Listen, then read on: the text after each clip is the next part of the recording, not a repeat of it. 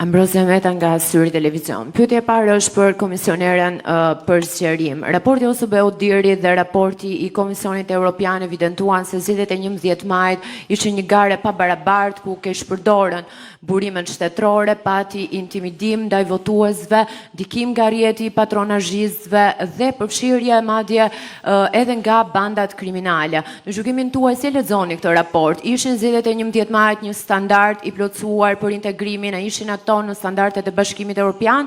Dhe për kryeministrin Edi Rama. Kur ish kryeministri juaj Arben Ahmetaj u shpall në kërkim nga SPAK, ju deklaruat se nuk mbani përgjegjësi për bashkëpunëtorët tuaj të cilët han dardha pas shpinës tuaj.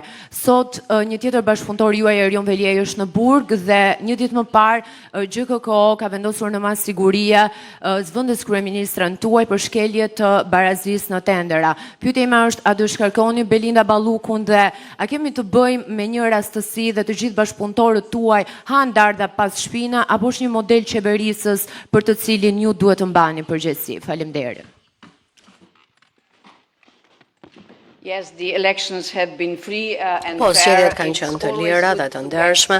Është gjithmonë mirë kur marrim sugjerime për përmirësime dhe kjo është gjë e mirë për Shqipërinë, por edhe për Bashkimin Evropian. Faleminderit për pyetjen. Dua të them fillimisht se nëse sot Shqipëria i ka hapur të gjithë kapitujt e negociatave për antarësim, ndër disa arsye themelore, është edhe fakti se Shqipëria po e lufton seriozisht korrupsionin dhe krimin e organizuar. Dhe pa diskutim që sot edhe fakti që mund të bëhen pyetje me këtë përmbajtje lidhet me një epokë të re ku kemi hyrë. Dhe në këtë epokë të re, Shqipërinë e ka futur kjo shumicë qeverisëse me mua në krye. Për sa i përket rastit konkret, duhet të them 3 gjëra. Spari, pavarësia e gjyqësorit nuk është as një slogan, nuk është as një manovër politike dhe as një eksperiment i përkohshëm. Por është një shkëputje historike nga e kaluara.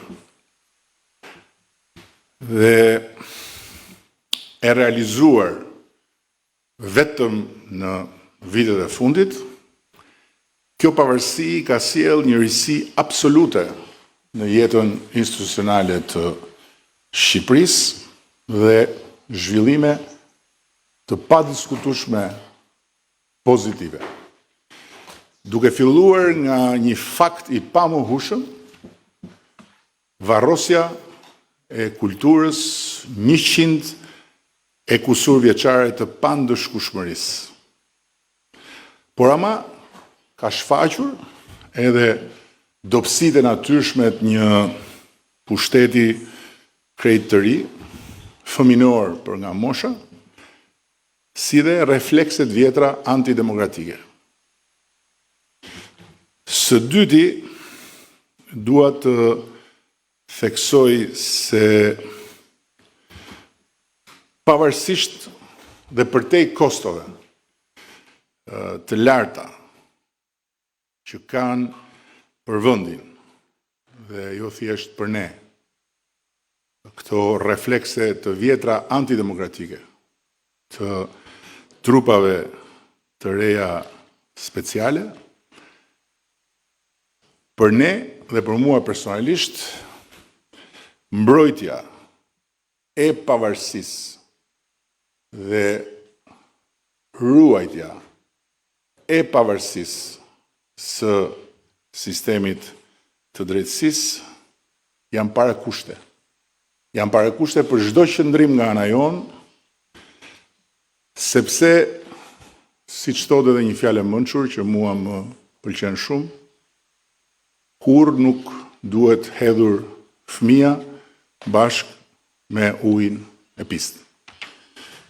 Dhe këtu vite e treta, pezullimi nga detyra e një ministri, në këtë rast edhe zëvendës kryeministrit, pra drejt për drejt përgjegjës për drejtimin e qeverisë në mungesë kryeministrit, është një tjetër shfaqje e pikërisht astyre doftësive që përmenda më lart, të një pushteti krejt të ri dhe e reflekseve antidemokratike